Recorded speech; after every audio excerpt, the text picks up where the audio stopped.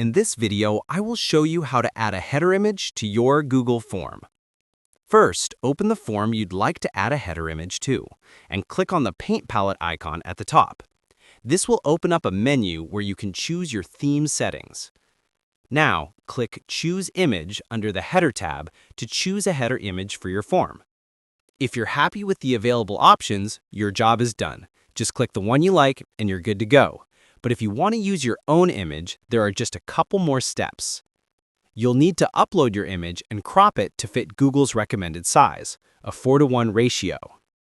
To do this, head over to the Upload tab and drag your image into Google Forms. Google automatically provides a sizing box that previews how much of your image will be visible in the header. You can drag it around until you're happy with it, and then click Done. Google should automatically update your theme colors based on the colors in your header image. But if you don't like what you see, you can always adjust your colors manually from the theme menu. And that's it.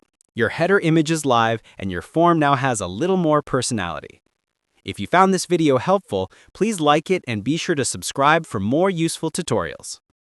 Feel free to reach out if you encounter any issues during the process. If this video helps you out, please leave a like and subscribe.